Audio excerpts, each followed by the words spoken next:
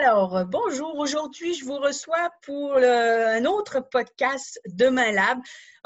Vraiment, le but de ce podcast-là est vraiment de réfléchir sur comment on peut rêver notre demain, comment on peut faire en sorte que notre demain soit meilleur. Et aujourd'hui, j'ai vraiment l'honneur de recevoir Marianne Lefebvre qui va nous parler de la diversité culturelle en lien avec, on va dire, la bouffe, en lien avec les aliments, en lien avec comment autour d'une table, on peut justement parler de diversité culturelle. Elle fait ça en entreprise et je trouve que c'est vraiment intéressant cet aspect-là autour d'une activité. Ce que moi j'ai lu, Marianne, puis tu me corrigeras, mais j'ouvre ça. Ce que j'ai lu souvent, c'est le fait de parler de la diversité culturelle en lien avec une activité. Les gens sont bien plus ouverts à ouvrir sur toutes sortes de choses parce qu'il y a une activité. Oui, la diversité culturelle, c'est la bouffe et la danse, mais ce n'est pas juste ça. Mais je veux dire, le moyen, c'est de réunir les gens autour d'une table pour pouvoir discuter d'un sujet particulier. Et on s'entend que souvent, la bouffe, tout le monde aime ça. Alors, vraiment, merci de nous partager ton expérience puis cette activité-là que je trouve géniale. Avant de parler de ça, j'aimerais savoir, tu es qui, Marianne? Explique-nous en quelques mots, t'es qui? Merci d'abord, Stéphanie, de me recevoir dans le cadre de tes podcasts. C'est un plaisir pour moi. Donc, moi, je suis nutritionniste depuis 11 ans cette année. J'ai également une spécialité en nutrition internationale. Donc, je me qualifierais d'abord comme mompreneur parce que je suis entrepreneur depuis un peu plus de 7 ans. Puis, je suis mom depuis 5 ans. Donc, je suis une entrepreneur vraiment qui aime beaucoup les saines habitudes alimentaires, les saines habitudes de vie aussi, de par ma vie professionnelle, autant professionnelle que personnelle. Si je peux ajouter une autre facette qui me caractérise beaucoup, c'est que je suis une réelle passionnée des autres cultures. Que ça soit, j'aime beaucoup, en fait, aller à l'encontre de d'autres personnes, d'en apprendre davantage, que ça soit au niveau de l'alimentation, oui, mais également au niveau de la culture en général, de la musique, de l'histoire. Moi, quand je parle avec quelqu'un qui vient d'ailleurs, qui a des origines d'ailleurs, j'ai toujours l'impression de voyager et j'adore ça. Peut-être un autre petit côté de ma personnalité, c'est que je suis vraiment une voyageuse. J'adore voyager. J'aime bien sûr découvrir des différentes terres et ça à travers le monde, mais j'aime aussi voyager par l'assiette, que ça soit ici ou encore ailleurs. Donc, ça conclut. Oui, puis je me souviens qu'une fois, tu avais parlé que tu fais l'épicerie, puis tu es pour les saines habitudes de vie. Puis je me souviens qu'il y avait quelqu'un qui t'avait mentionné à l'épicerie qu'il n'avait jamais vu quelqu'un acheter autant de fruits et légumes. Je me souviens que tu m'avais partagé effectivement. Ça, puis j'avais trouvé ça vraiment impressionnant. Bien, tu sais, dans la nourriture, en alimentation, en nutrition, il y a énormément de mythes, mais il y a aussi également énormément de mythes sur la culture alimentaire d'une culture à l'autre. Puis à ce moment-là, j'étais dans une épicerie ethnique, en fait, puis j'achetais toutes sortes d'herbes et de légumes, tu sais, pour faire mon marché comme à l'habitude, mais des légumes, des fruits qui viennent d'ailleurs. Puis le monsieur, c'est ça que c'était un commis dans les fruits et légumes, il m'avait dit ça, il m'avait dit « Ah, j'ai jamais vu, tu sais, comme une Québécoise. » En fait, c'est ça qu'il m'avait dit. « J'ai jamais vu une Québécoise acheter autant de fruits et légumes. » Lui, dans sa tête, je pense que les Québécois, on mangeait juste de la poutine ou qu'en tout cas, on mangeait beaucoup moins de fruits et légumes que des gens d'origine diverse. Donc, oui, j'avais trouvé ça très drôle. J'avais expliqué que non, on en mangeait nous autres ici. Tu sais. Nous autres aussi, j'aime ça. Et Marianne, je me permets de poser ma question qui est très large. Comment peut-on rêver demain? Puis justement, je trouve, comment peut-on rêver demain, toi, avec ton outil de nutritionniste et ta soif de connaissance, puis on va dire aussi de connexion, parce que c'est vraiment ça aussi que je sais de toi. Tu veux faire connecter les gens et les cultures différentes, de fait en sorte que les gens se découvrent. Donc, comment on peut rêver demain avec ces points-là? Bien, Stéphanie, tu sais, on pourrait rêver d'une assiette plus santé, d'une assiette équilibrée, de manger plus local, ça c'est sûr et certain, mais tu sais, moi, ce que je rêve, ce que je souhaite depuis de nombreuses années, c'est d'abord et avant tout la façon qu'on mange et avec qui on mange. Moi, je rêve vraiment, en fait, qu'on mange tous assis à la même table, peu importe la couleur de notre peau, notre origine, la langue, même notre niveau socio-économique, qu'on soit tous assis à la même table ensemble. On le sait tous, hein, la nourriture, ça a un pouvoir rassembleur exceptionnel. Au-delà de la couleur de la peau, tout le monde, on est tous des êtres humains, on a tous besoin de se nourrir, on aime tous manger. Donc, pourquoi pas utiliser la nourriture qui est, en plus d'être un vecteur rassembleur, qui est un vecteur qui a pas d'origine, qui a pas de religion, qui a pas de langue diverse. Donc, c'est un excellent vecteur pour rassembler les gens. Je ne sais pas si tu savais, Stéphanie, mais tu sais, le fait de manger ensemble, manger en bonne compagnie, c'est vraiment bon pour la santé. On dit que quand on mange avec les gens, on va manger moins rapidement, donc on va être plus à l'écoute de nos signaux de satiété. Donc, en plus de savoir que manger ensemble, c'est bon pour la santé, moi, je pense vraiment que manger ensemble, c'est bon également pour améliorer notre mieux vivre en société. Puis mieux vivre ensemble. Donc, moi, c'est le... Oui. C'est le mieux vivre ensemble. Puis en plus, toi, tu as eu l'idée. Qu'est-ce qui fait que tu as eu l'idée d'amener ça dans les entreprises? Parce que je sais que tu le faisais ça en dehors, puis, mais là, maintenant, tu fais ça dans les entreprises. Comment ça s'est passé? Bien, en fait, dans les 5 premières années que j'avais mon entreprise, je travaillais énormément un peu avec les entreprises, beaucoup avec les organismes à but non lucratif. La mission principale était vraiment d'aider, d'accompagner les nouveaux arrivants dans leur intégration à l'espace alimentaire québécois, parce que j'avais su par différentes études, dont une étude montréalaise qui a été faite à l'UQAM, que les migrants qui arrivent au Canada ont un excellent état de santé, mais que son état de santé se dégrade indirectement proportionnel au nombre d'années qu'ils passent au Canada. Donc, moi, je me suis dit, oh my God, tu sais, le Canada, c'est un leader en immigration à travers le monde. On accueille un nombre considérable d'immigrants. On doit, tu sais, faire de l'éducation pour qu'ils demeurent en santé, tu sais, parce qu'on accueille des gens ici. Si tout le monde tombe malade, c'est pas bénéfique pour personne, en fait. Donc, j'ai travaillé avec cette clientèle pendant 5 ans environ. Puis, au fil des années, je me suis dit, ça serait intéressant d'utiliser différents vecteurs, d'utiliser différentes activités au sein d'entreprises qui sont de plus en plus, en fait, multiculturelles, d'utiliser la nourriture comme vecteur d'intégration, mais des deux côtés. Donc, en plus de m'occuper des nouveaux arrivants encore aujourd'hui, j'ai développé une gamme d'activités de consolidation d'équipe qu'on appelle également d'activités de team building en entreprise, vraiment pour essayer de créer des ponts interculturels grâce à la nourriture au sein d'une population, au sein d'un groupe d'employés divers. Peut-être pour vous donner un exemple, dernièrement, j'ai monté pour un de mes clients. Hein? Oui, j'en ai fait un dernièrement, un sur-mesure, puis je suis habituée d'en faire en présentiel. J'en avais jamais fait en virtuel, puis j'en ai fait un il y a peut-être 3 semaines, 1 mois, puis ça s'est vraiment super bien passé. Donc, c'était un concept clé en main qui avait pour thème le Moyen-Orient. Donc, dans les employés, j'avais vraiment des gens de toute origine. J'avais des Maghrébins, des Asiatiques, des Québécois aussi, deux personnes latino-américaines. Donc, c'était une activité qui durait 2 heures. On avait un quiz, de la danse. En tout cas, il y avait différents jeux, mais aussi, c'est qu'on cuisinait des mésés du Moyen-Orient. Puis, je leur avais fait parvenir des épices du Moyen-Orient.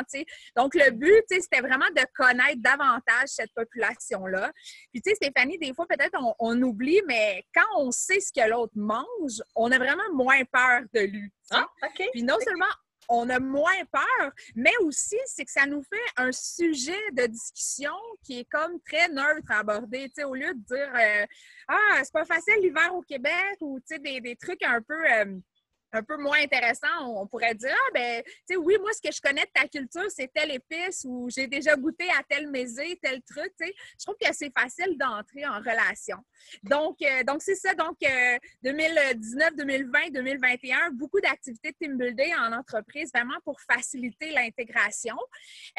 Puis tantôt, je parlais, j'aime en fait promouvoir l'intégration de chaque côté, tu sais, d'aider les immigrants à s'intégrer davantage à la société québécoise, mais également d'aider les Québécois à s'intégrer davantage à notre société qui est de plus en plus multiculturelle, en fait.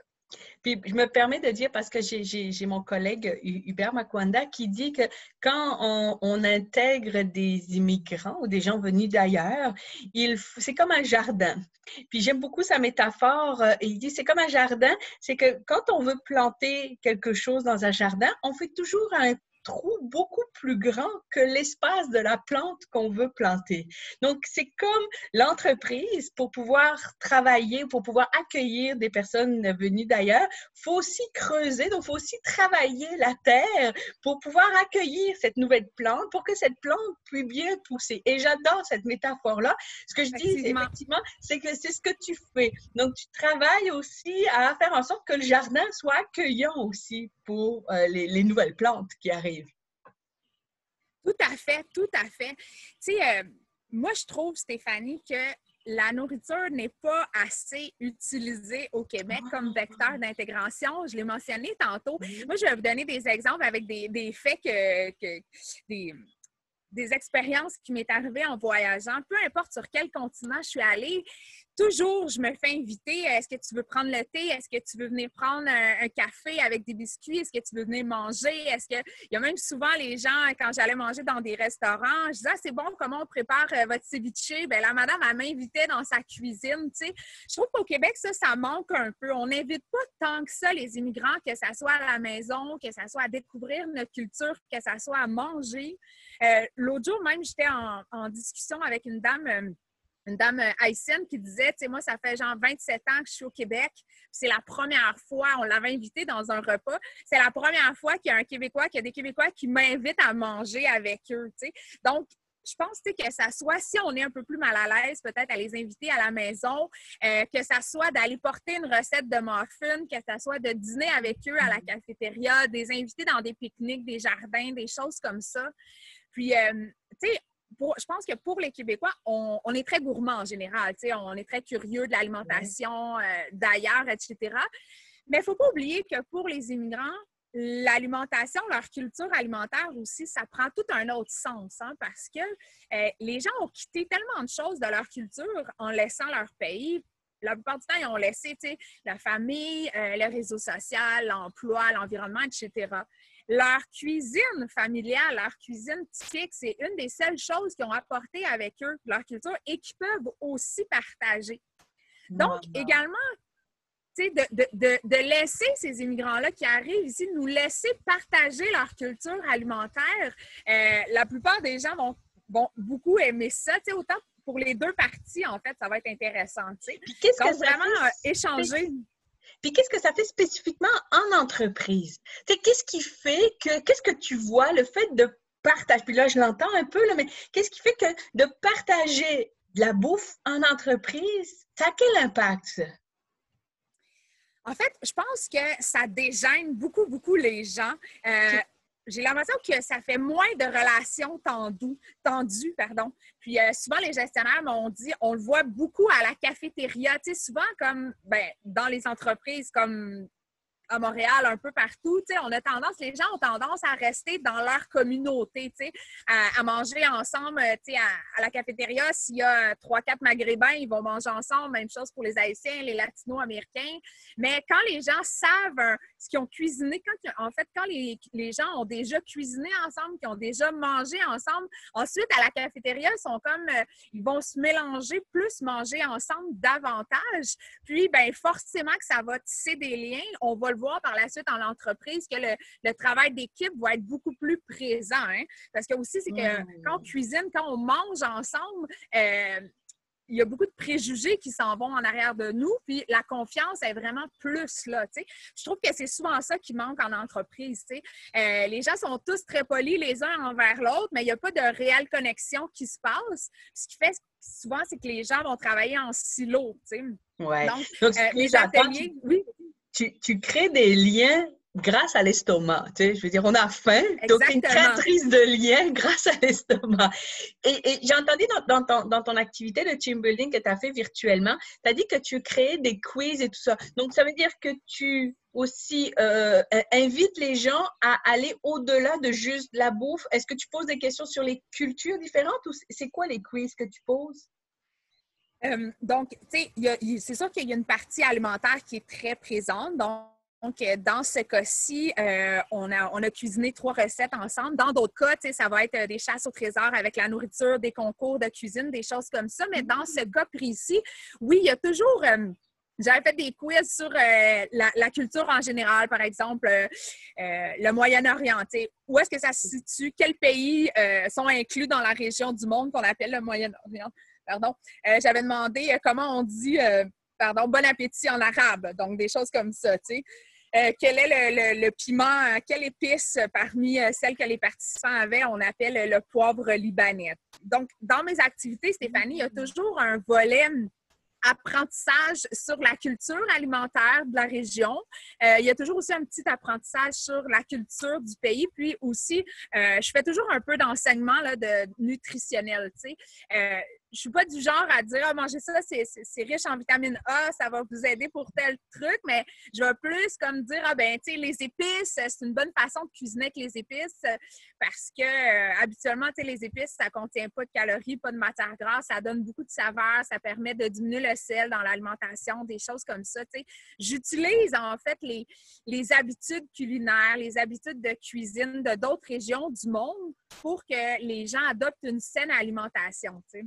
Wow! Écoute, je trouve ça tellement impressionnant. Est-ce que la même entreprise va te refaire venir pour peut-être cuisiner asiatique, cuisiner d'autres pays? Ben là, pour le moment, c'est une très grosse, c'est une multinationale en fait. Donc, pour eux, je vais refaire le même atelier pour leurs différents clients. Tu sais, c'est sûr qu'en ligne, on vise un maximum de 20 personnes pour que ça soit intéressant, mais on va refaire. Mais si vous allez sur mon site web, j'ai différentes thématiques, oui, qui est par région du monde. J'en ai un, par exemple, c'est qui est très opportun pour l'été, c'est s'hydrater à la mode d'Amérique latine. Tu sais. En Amérique latine, ils ont plein de breuvages vraiment nutritifs, super intéressants. Donc, on concocte ça, on fait des liens avec les souvenirs de chaque employé.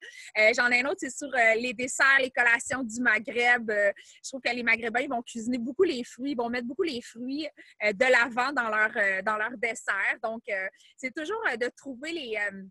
Je dis toujours aux gens qu'il y a du positif dans toutes les cultures alimentaires. Hein. Moi, j'essaie de faire ressortir ça dans mes ateliers. Tu sais. Wow. Souvent, les gens d'Amérique latine ou encore les Haïtiens vont me dire chez nous, on mange vraiment gras, on mange vraiment gras. Ouais, mais il y a d'autres points vraiment positifs. Tu sais, par exemple, les gens d'Amérique latine, j'ai nommé les breuvages, mais il y a aussi le fait qu'ils vont mettre les légumineuses au menu quotidiennement. Tu sais. Les Haïtiens aussi, ils ont des excellents plats. Ils cuisinent la chayotte, la carotte, l'aubergine, tu sais, des légumes qu'on connaît, mais d'une toute autre façon qui est très intéressante. Donc c'est ça, mes ateliers, c'est toujours de mettre de l'avant une culture alimentaire d'une région du monde en particulier. Puis, tu vois, Stéphanie, tantôt, tu me posais la question, c'est quoi l'objectif? Qu'est-ce que ça change? Même dans le virtuel, je l'ai vu, c'était vraiment flagrant. On commence l'atelier, les gens ne parlent pas beaucoup, tout le monde est un peu gêné. Là, on se met à faire des blagues, poser des questions, placoter un peu. On se met à cuisiner. Là, on rit d'un parce qu'il a brûlé ses aubergines. Là, l'autre qui est en retard. Finalement, ça finit. Puis, il y a souvent aussi un côté musical à mes ateliers. Là, ça finit à la fin de l'atelier que tout le monde avait mis de la musique maghrébine, de la musique, du Moyen-Orient. Tout le monde était comme vraiment à l'aise. Donc, tu sais, c'est vraiment ça l'objectif. Là. Tu sais, c'est la consolidation d'équipe en entreprise. Écoute, ça me donne envie vraiment d'organiser une table. Puis moi, ça, c'est un de mes rêves, d'organiser une table avec plein de pays différents. Tu sais, ça me donne vraiment cette envie-là. Et puis, justement, je veux dire, tu pourrais tout à fait, on pourrait t'inviter pour nous animer cette table-là. J'aime beaucoup ton idée de rassembler autour des aliments, autour de la cuisine, cette espèce de rassemblement autour de la table, d'échanger, de se rencontrer, de prendre le temps de se rencontrer, de prendre le temps de se raconter chacun qui est qui un peu, de prendre le temps de découvrir l'autre. Vraiment, c'est extraordinaire, moi, je trouve ce que tu fais et je trouve aussi, parce que pour intervenir dans les organisations, je le vois que la diversité culturelle est souvent très taboue. On n'ose pas pour toutes sortes de peurs, parce qu'on a peur de blesser l'autre, on a peur de poser des questions, on a peur d'ouvrir sur nos préjugés qu'on a tous.